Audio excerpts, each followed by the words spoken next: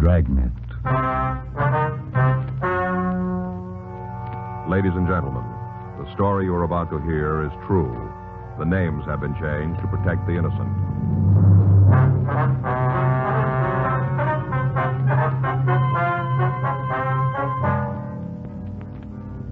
You're a detective sergeant. You're assigned a burglary detail. After weeks of investigation, a suspect in a burglary is picked up. You've got the evidence for a conviction, but over $200,000 in loot is still missing. Your job? Find it.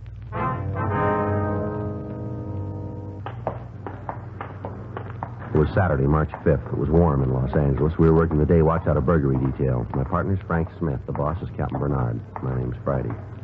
We're on our way back from the cell block, and it was 9:45 a.m. when we got to the interview room. Felony section. I'll get the light. Go on in, Bowen. Sit down. Over there. You want to smoke? Here's a light.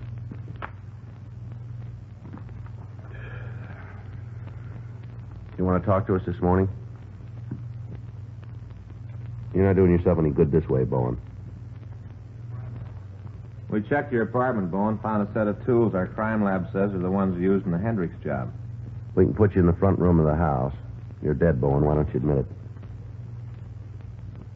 This is the first time you've been nailed for anything big. You go along with us, and the judge might take it into consideration. If we have to write it up this way, he's liable to throw the book in your face. Who was with you on the job, Bowen? We know you didn't swing it alone. Somebody had to carry the light. Come on, who was it? All right, what about the loot? Where's that? That stuff's not going to do you any good in the joint. There's over $200,000 in furs and jewelry missing. We know you had it. Now, where is it? How about it, Bowen? You're just causing yourself a lot of grief. Okay, let's go. On your feet. Come on.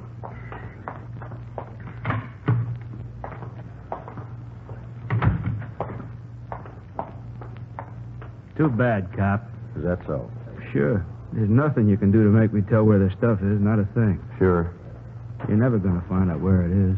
Never. Well, it really doesn't make a lot of difference. You're never going to use it.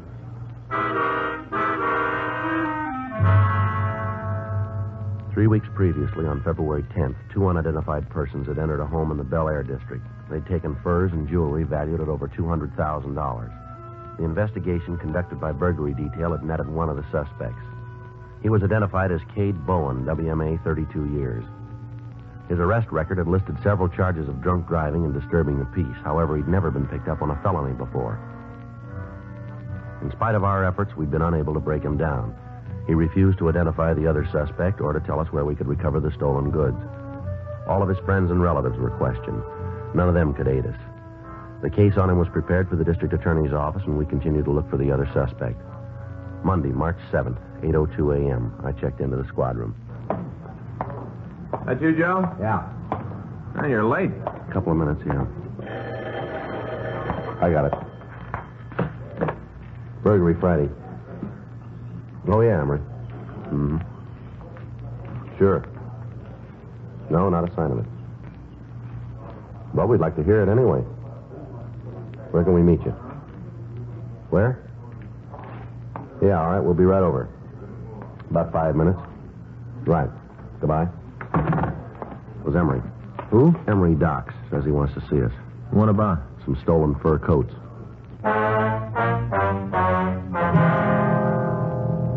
Frank and I left the office and drove over to see the informant. We found him in Pershing Square watching a checker game. Just a minute, Joe. I'll be with you. All right. No, not that one. Always. Okay, let's go. Always the same with that guy. Is that right? Yeah, always the same. Set him up that way and he'll jump. As soon as he does, game's over. He can't see it, but it's over. Mm-hmm. Real pigeon for the setup.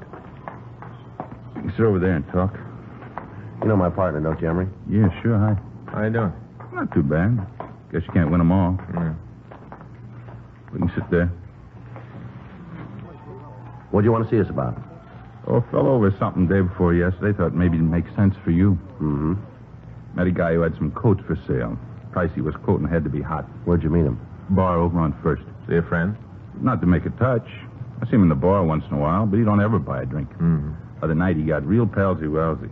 I don't know, maybe he was gassed or something. But he sure was friendly. You met him in the bar? Yeah, he stopped in to have a belt before I ate. This guy was there, sitting on the stool next to me. Got to talking. He almost knocked me over when he bought a drink. Right on the floor, he knocked me. Mm-hmm. One thing led to something else. He asked what I was doing. I said, oh, just about anything to turn a buck. He asked me if I had any money I wasn't using. I said I didn't. Yeah. Said it was too bad. Said if I could raise a couple of long bills, he could turn me on to something good. The coats, huh? Yeah. Told me how a friend of his came up with these fur coats, wanted to dump them. Said the price was real good. What kind of coats were they? Mink, full length. Had a couple of those scarf things, too. He said they were Stone Martin or something, you know, where the skins look like they're biting each other. Yeah. Like those, Stone Martin, I think. Mm-hmm. Guy made a big thing about how the price was right, and if I had any loot, I could come out with a big thing.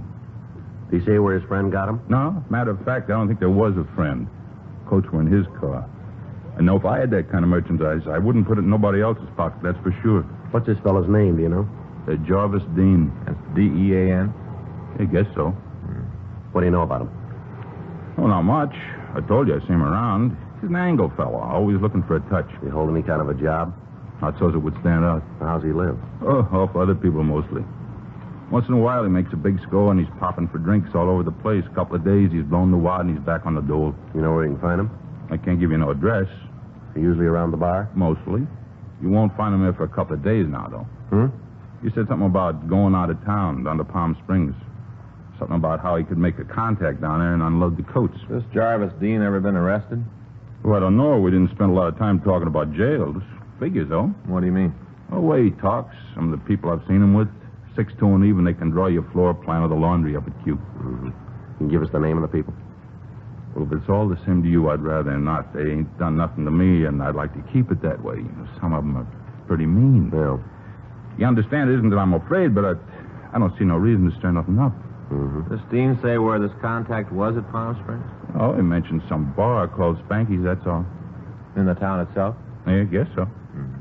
When I couldn't spring the money to go with him, he kind of cooled off. You know, he stopped being real friendly. I got to thinking about it and figured maybe it'd mean something to you, so...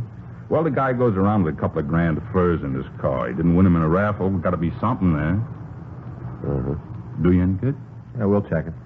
When I first heard about it, I thought it'd do some good right away. I thought of you guys right away. Well. Always like to try and help when I can. Mm-hmm. You know, it works out both ways. Maybe you can give me a hand sometime. You know, like now? What? I could sure use a couple of bucks. Things ain't been going too good. Well, that's too bad. It's just temporary. It won't last. A couple of days, I got a job coming up. Hotel over on Wilshire. Pearl diving. Guy's been drafted, and I'm in line for the job in just a couple of days. Well, I've only got a couple of bucks, Emery. You can have them if it'll help. Sure, Joe. Anything at all. There you are. Thank you. Hey, you got a pencil?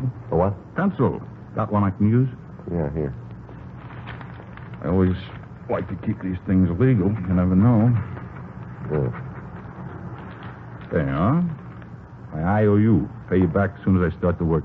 Well, don't worry about it, Emery. No. You got to do these things up legal. Can you tell us what this guy Dean looks like? Yeah, you think there's really something to it, huh? Oh, we can check it. Well, it sure figures he stole the coats, and any reason he'd want to give them away if he didn't. Mm-hmm. Guy like that, he don't do nothing for nothing. Got to be a payoff somewheres. Well, then he won't be disappointed. Huh? There'll be one.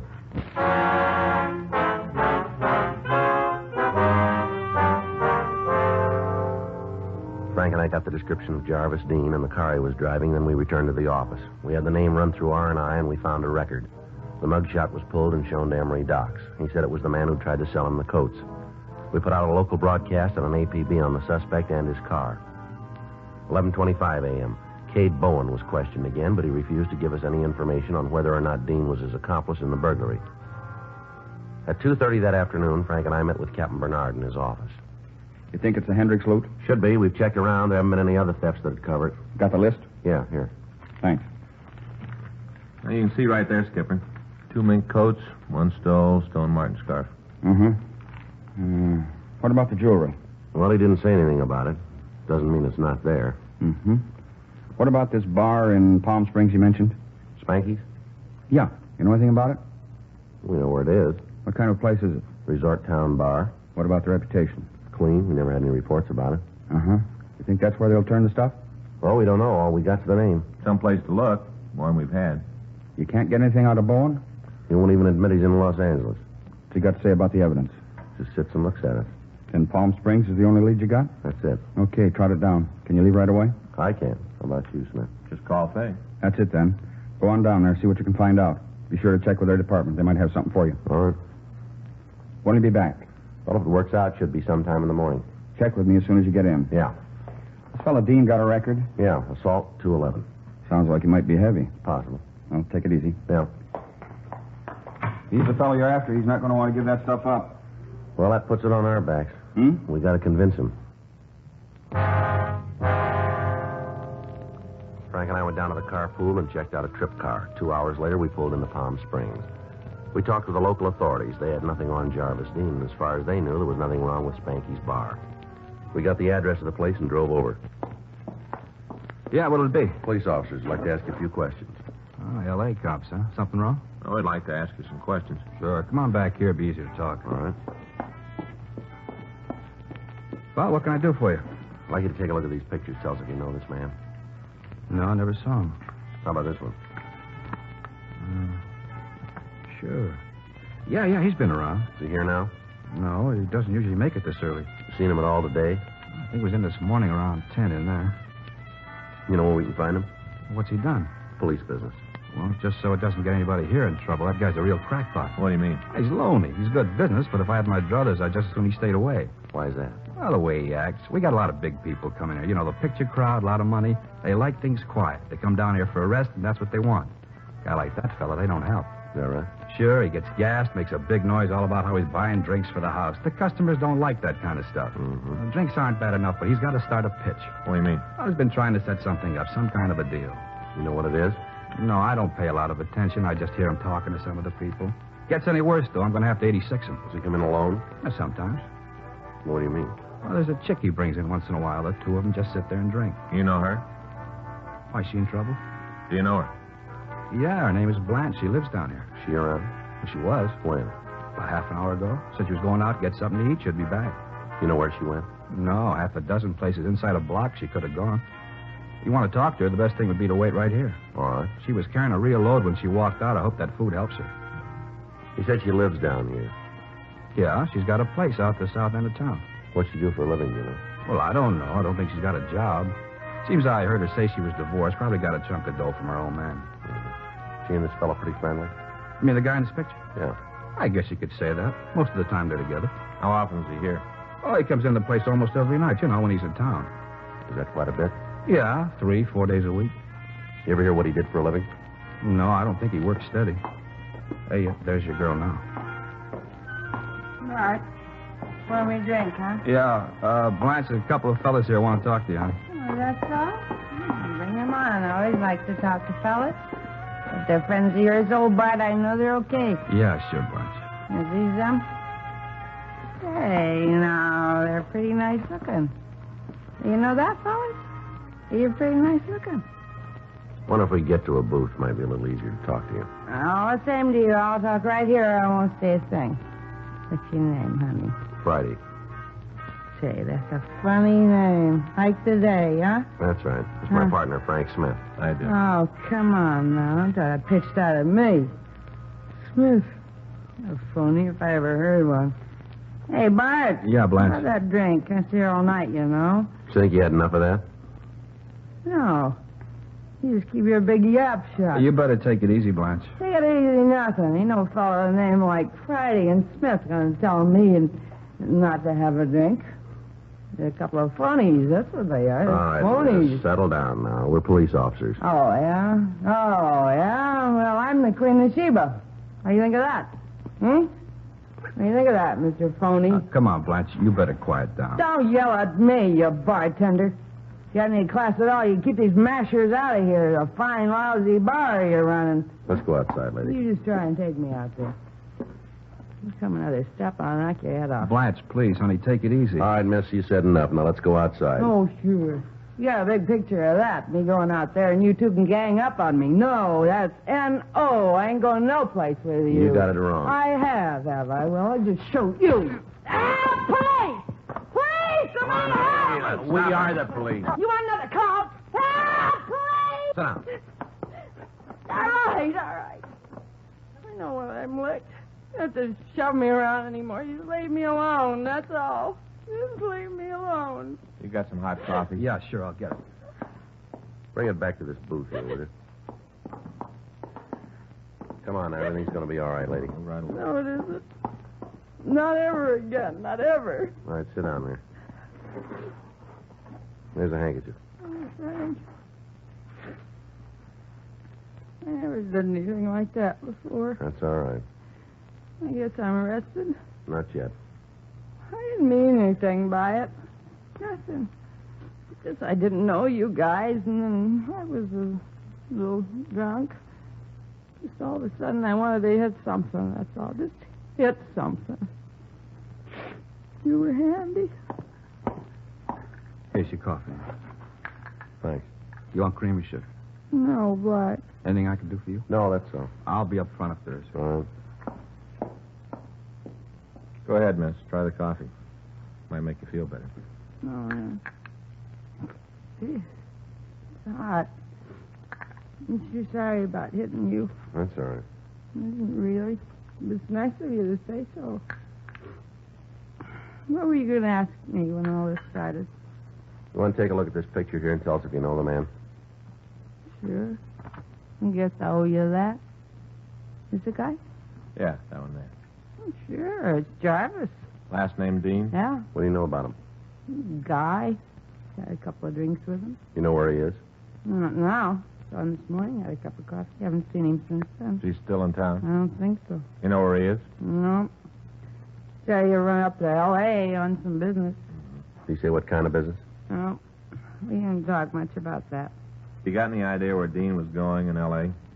He didn't give me an address. Did he say when he'd be back? Uh-uh. That's what we had the beef about. He just shoved off. Said something about meeting the guy up there. Said this fellow's in some kind of trouble and that he had to try and square it. Did he say who it was? Let's see. I'm not sure I can remember. It's pretty important. Mm-hmm. Now, wait a minute. Oh, yeah. It was Bowen. Yeah, I had to see a guy named Bowen. Did he say what it was about? No. Not that I can remember. He told me that he and this Bowen guy were on a deal together. Bowen had lost it up. Mm-hmm. Said he had to take care of him. The description of Dean's car that the girl gave us matched the one we'd gotten from our informant. We checked the room he'd occupied in Palm Springs. We talked to the local authorities. They agreed to check further on the suspect. Frank and I left for Los Angeles. The following morning, we contacted Captain Bernard. It all goes together. Huh? You better find him fast. Why, something wrong? I don't know, but it could happen. What do you mean? Bowen was released on a writ last night.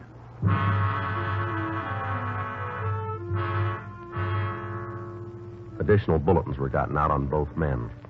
Bowen's house was put under surveillance, and all of his known hangouts were watched. 2 days passed without word. And then on Thursday, March 10th at 10:57 a.m., Frank and I got back to the office from checking out a lead. Ready? Yeah, Note in the book for you. Important. thank you.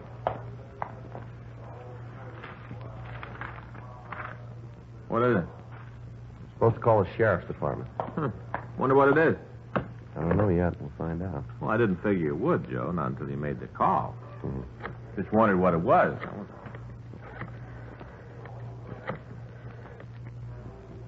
Dave Terry, please.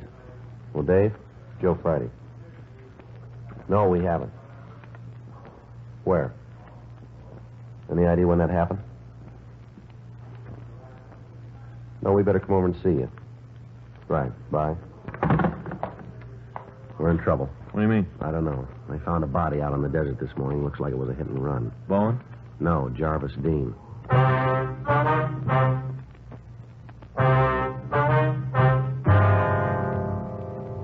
Frank and I left the office and went over to the Hall of Justice where we met with Sergeant Dave Terry. He showed us the photographs taken at the scene and the reports filed by the officers who discovered the body. From the appearance, it had been struck by a car traveling at high speed. A thorough search had been made of the area, but no trace of Jarvis Dean's car could be found. There was no apparent explanation as to how he'd gotten out on the desert. Another local on an APB was gotten out asking that Cade Bowen be picked up for questioning on suspicion of murder. A week went by. There was no word of the suspect. Border stations had been alerted in the event he tried to escape into Mexico. Checkpoints at the California-Nevada border had descriptions of both the car and the suspect. Saturday, March 19th, Frank and I got back from the stats office. Well, that's another dead end. Yeah. Where to now? Well, we can check with the skipper, see if he's got any ideas. All right. Come on in. Where you been? Been looking for you. Stats office. They just finished a run. They didn't come up with anything. You don't need it. Huh? You got half the country looking for Bowen, and he's in your pocket. What do you mean? Main jail. Picked up last night in 502.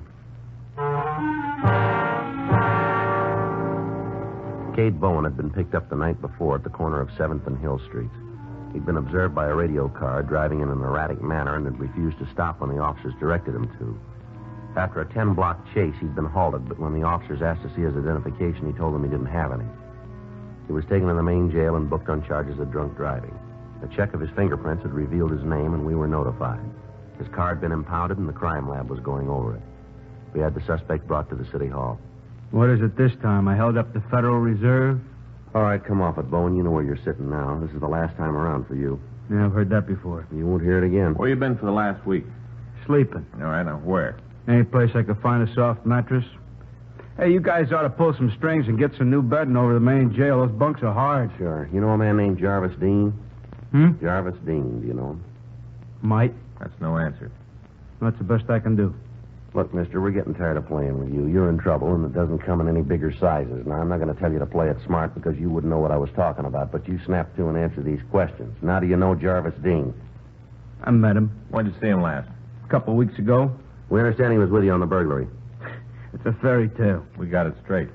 I didn't know you listened to gossip. Where'd you get the car you were driving last night? I bought it. From who? Used car dealer. Well, then you tell us why it's registered to Jarvis Dean, will you? Well, I don't know anything about that. Last time we talked to you, it was for a burglary beef. It's a lot more serious this time. That's so. That's right. Suspicion of murder. Who'd I kill? Jarvis Dean. You're out of your head. We always are. Now tell us why he'd let you drive his car. I don't know if it is his car. Department of Motor Vehicles says it is. We checked it. All of the stolen merchandise was found. Now, you got no right to go through my things. Last time we heard of the stuff, Jarvis Dean had it. What's the matter? Did you two have a fight about what to do with it? Maybe you got sore because he was letting you carry the beef yourself. That what happened? Come on, Bowen. You're boxed in. I don't know what you're talking about. Well, let's check the office, see if there's any word from the crime lab. I'll do it then.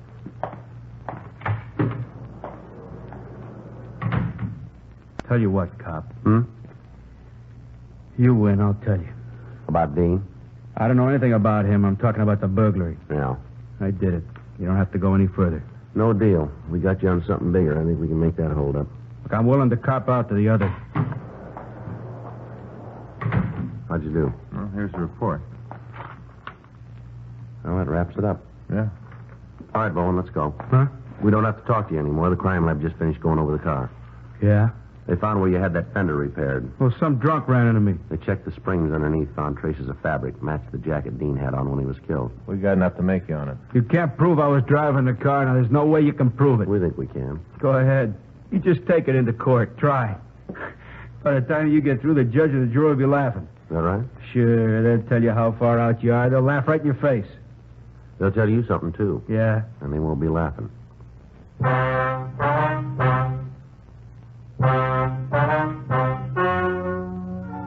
The story you've just heard is true. The names were changed to protect the innocent. On July 16th, trial was held in Department 98, Superior Court of the State of California, in and for the County of Los Angeles.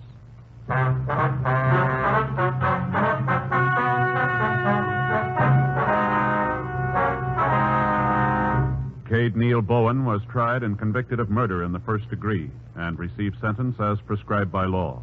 On recommendation of the jury, he was sentenced to life imprisonment in the state penitentiary, San Quentin.